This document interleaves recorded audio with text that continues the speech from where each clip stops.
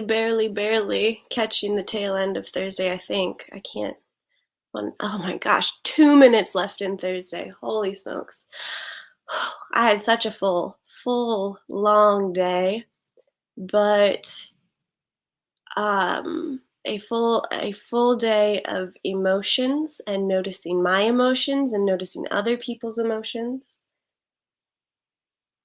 and noticing the way that children experience and notice emotions.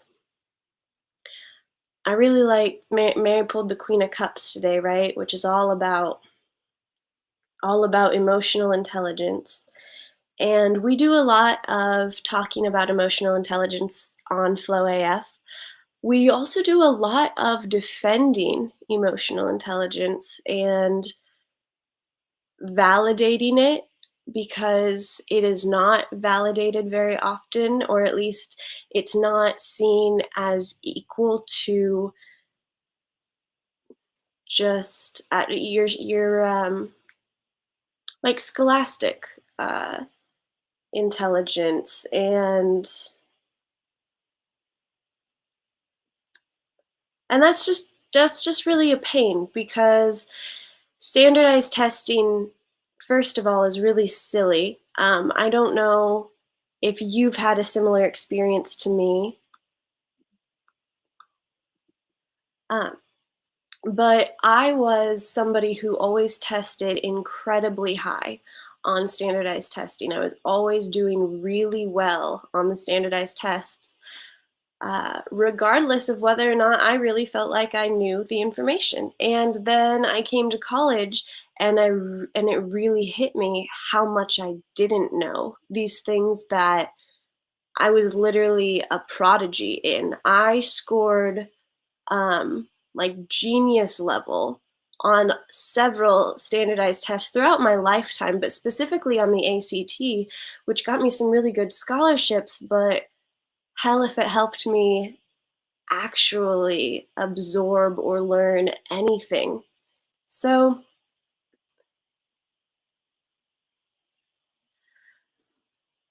it's funny because children are very good at tuning into their own emotional intelligence, right? Sometimes, you'll see a kid bump their head and then, fake whether or not, oh, should I cry? Should I not cry? But most of the time, kids know real quick how they feel about you or the situation or whatever. I got to watch Aiden all of this morning. Liv and I got to hang out with Aiden all day. Um, and Claire and Brian are just awesome parents, and it shows because Aiden's emotional intelligence is so high already. Like, holy, this kid is not even 2 yet, and I am, he can feel the emotions of like the toys that he's playing with. He's like, no, we can't leave that one behind because it'll feel left out. And it's like, I don't kids are crazy, right? But they also, though, too, Aiden is super good about telling me when he feels safe or when he doesn't feel safe, or when he feels really upset because his sleeve is, doing something, whatever. He's super good at being like, this doesn't feel good to me. I'm going to let you know. And he doesn't need more explanation than that. He just knows that he can trust himself, that when he doesn't feel like it's okay, then it's not okay. So, with that, I was talking with a table tonight, and they asked me what I thought the biggest issues in the world were today. And we will do our night recap and whatnot, but I think that this is an important story to share with you, especially about emotional intelligence today. They asked me what I thought the two biggest issues in the world were, because he goes, I'm, my upper 60s now. I'm on my way out. You're really just kind of starting this journey here in the world or whatever. And we talked about COVID, and we talked about just some general politics. But I gleaned from him that he was a very conservative Republican man. not uncommon, whatever, I don't really care, but, in the area that I live, that's most of the population. So, I like to start these conversations by telling people that I worked for Congressman Adrian Smith.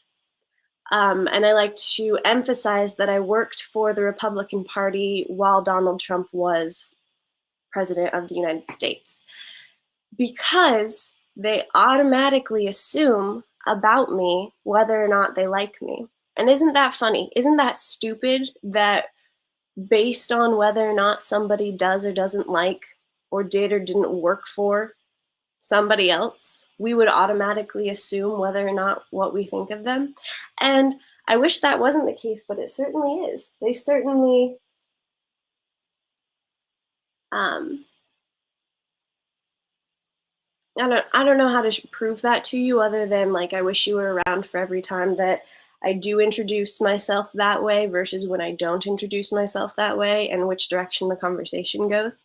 Because when people assume that you are on their side, or when people assume that you are intelligent, and the problem is, of course, today that we automatically assume that, well, I'm a conservative and you're a liberal, you must be unintelligent, you liberal, or vice versa.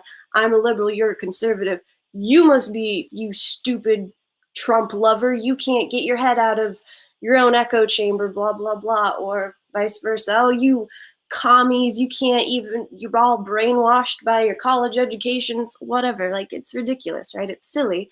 But we just quickly assume these things about people based on really basically nothing at all. But wouldn't, how does that relate to emotional intelligence? Well, kids do a lot better about judging a person and whether or not they like them based on much more valid things, I believe. Aiden doesn't know about my political backgrounds at all. Aiden really doesn't care about my political backgrounds at all. Aiden's a baby. Aiden doesn't really know whether I'm a nice Aiden doesn't really know whether or not I've been nice to his mom. Aiden doesn't really care that I'm his mom's old roommate, or that his dad and I can talk for hours and drink beer together and have a great grand old time. Aiden doesn't really care about any of those things in ways that I relate to other people. What Aiden cares about is whether or not he feels comfortable when I'm around him. What Aiden cares about is whether or not I am fun to play with. Aiden cares about whether or not I smile a lot towards him. Aiden cares about whether or not I get angry quickly towards him. Aiden cares a lot about what shoes I wear to come see him because he likes the colorful ones. Aiden cares about things that matter a lot more. In The Little Prince, I just want to share this little excerpt because it's very... Okay. It's just too spot on.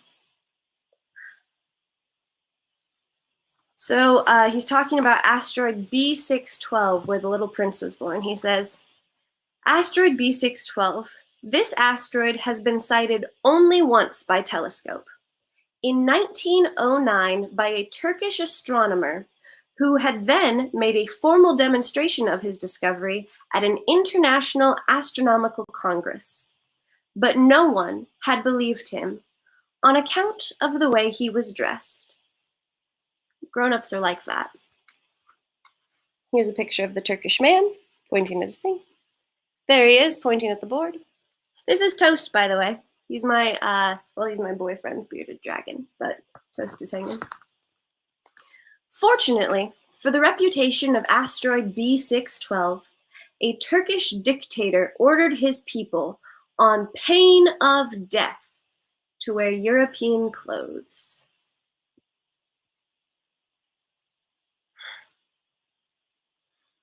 The astronomer repeated his demonstration in 1920, so 11 years later, wearing a very elegant European suit. And this time, everyone believed him. If I've told you these details about asteroid B612, and if I've given you its number, it is on account of the grownups. Grownups like numbers. Grownups like numbers. When you tell them about a new friend, they never ask questions about what really matters. They never ask, what does his voice sound like? What games does he like best? Does he collect butterflies? They ask, how old is he? How many brothers does he have? How much money does his father make? How much does he weigh? Only then do they think they know him. If you tell grown-ups, I saw a beautiful red brick house with geraniums in the windows and doves on the roof, they won't be able to imagine such a house. You have to tell them, I saw a house worth 100,000 francs. And then they'll exclaim, what a pretty house. So if you tell them, the proof of the little prince's existence is that he was a delightful, laughing child, and that he wanted a sheep. When someone wants a sheep, that proves that they exist. They shrug their shoulders and treat you like a child. But if you tell them the planet he came from is asteroid B612, well, then they'll be convinced.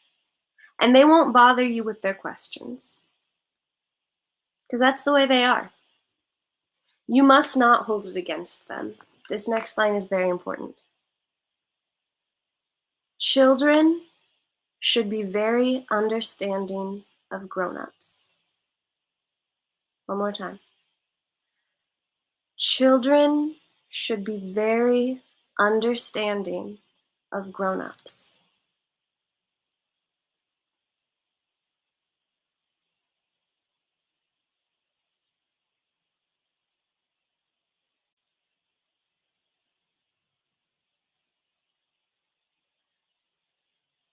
Grown-ups are the reason we're having so many issues right now. It's not that there's not enough food, it's that grown-ups can't agree on how to get it distributed to everybody. It's not that there's not enough houses, it's that grown-ups can't figure out who should get the money for people moving into those houses. It's not that there's not enough parents, it's that grown-ups can't figure out how best to take care of children.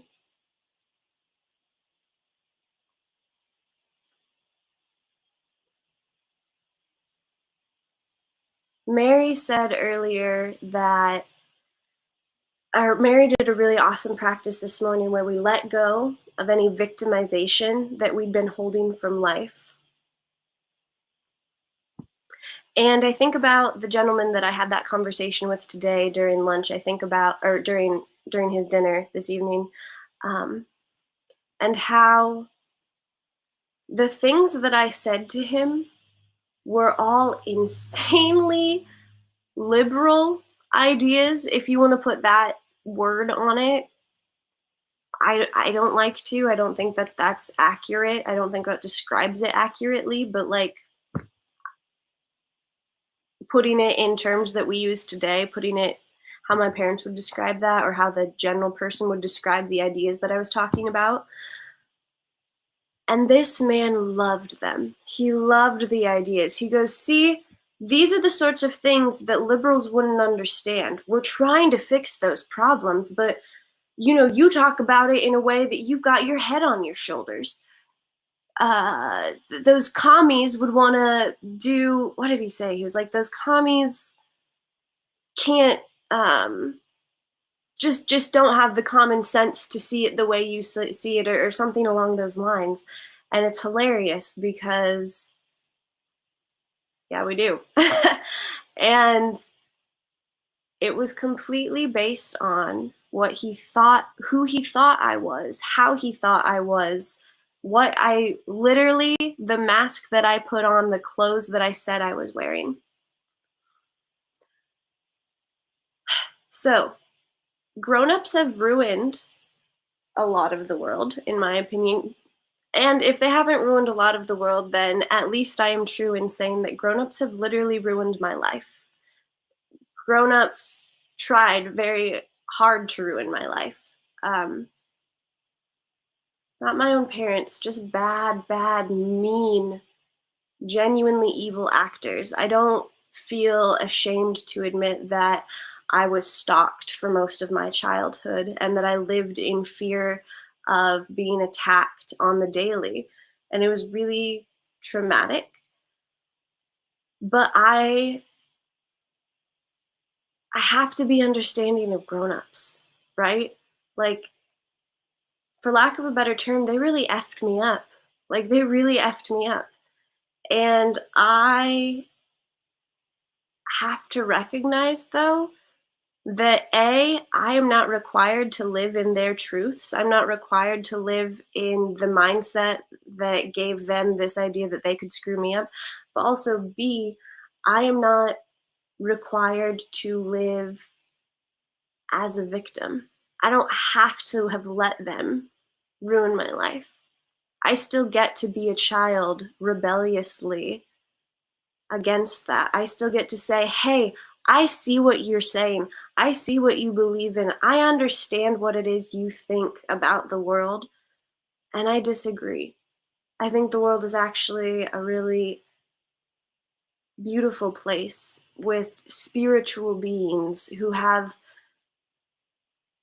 insane power and beauty to offer the world. I don't believe in a world where your efficiency and your worth are measured by money because money's stupid. And I don't believe in a world where some white dude that literally has no idea about my story at all and could never relate to my background gets to stand up in front of me every Sunday and gets to tell me what I am or am not doing wrong. I don't believe in that. I don't believe in a world where I'm not equal to my friends and neighbors. I don't believe in a world where my friends and neighbors aren't equal to me.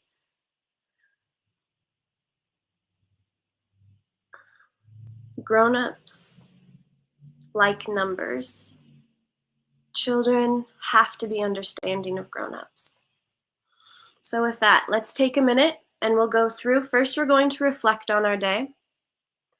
Then we're going to give ourselves an opportunity to remember one thing that we learned today. Then we examine one thing we wish we did better today. One thing that we did really well today. And then we'll end with a night prayer real quick. So I am reflecting this morning. And while you reflect, if you would just rotate your head in slow, slow circles with me.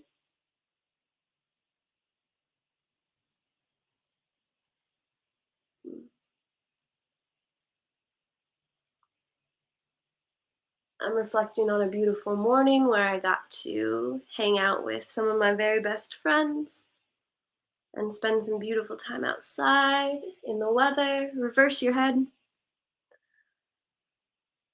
I'm reflecting on that awesome work shift. I'm reflecting on Mary's beautiful flow and my morning, which started later than I wanted it to, but still started at a good time.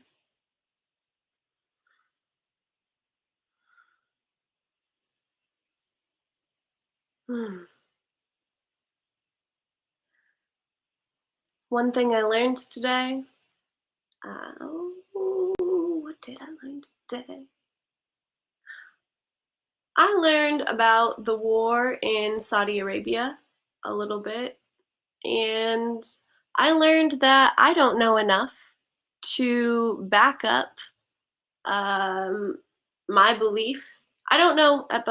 Let me check myself there. I learned that I don't have the number data necessary to prove to people or convince people that we shouldn't have troops in Saudi Arabia. I know that the reason that I don't believe in that is because I just feel emotionally that we don't got no business continuing to put our troops in, like, I don't, hmm. Nope, that's okay. That's okay. We're gonna leave that thought exactly where it's at because I'm not gonna try to pretend to be any smarter on here than I actually am. And that's exactly what I learned today, is that I didn't have the number data to back that up. All I know is that I am a the gal who was like, I am from a military family, or my dad wasn't in the military, but my brothers were. All of my grandfathers and uncles were.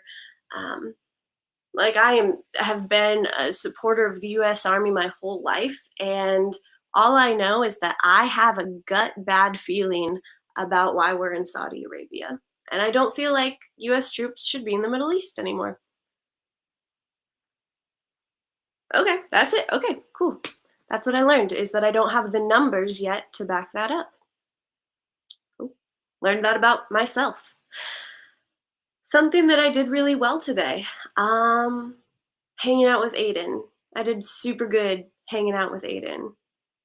We vibed. We vibed super hard. Liv and Aiden and I had awesome walks, and I'm really proud of myself for how well I still understand and get along with children. And I hope that I always, always, always keep that. Something I did not do so well. I didn't have the best attitude all throughout my work shift. I definitely picked it up at the end, but I have to keep reminding myself always to work on that and to check that, because I'm grateful that I have a job. And I'm grateful that I have a way to earn money for things to take care of myself. Okay, so tomorrow, with that, I'm going to do some more research about Saudi Arabia. I'm going to give myself an opportunity to be better tomorrow than I was today, even though I was pretty freaking awesome today. And let's see. Okay, well, I guess then with that, we will wrap up with a quick night prayer.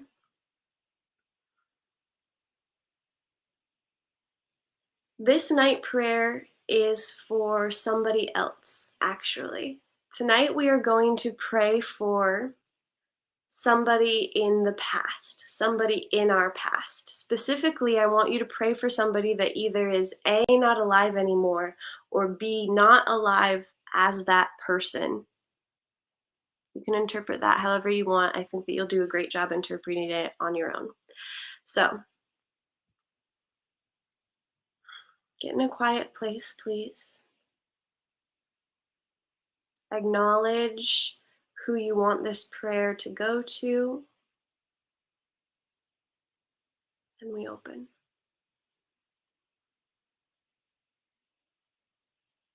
Dear God, today, because I know that you exist outside of space and time, I am asking for you to reach out with love and healing towards, you can say whose ever's name here.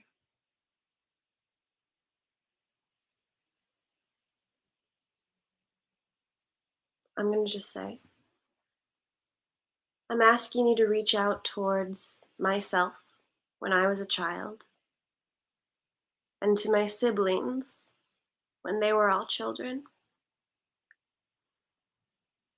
I am asking you just to give them some love, some extra love right now, because I know those children's lives, and I know what is waiting in store for them, and I know that it is hard, and I know that it is scary. But God, please, please,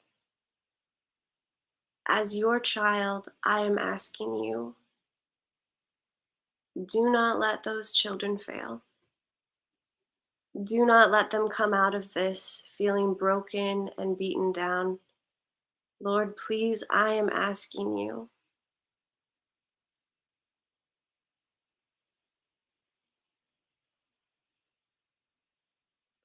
Help these children to grow closer to you because of this.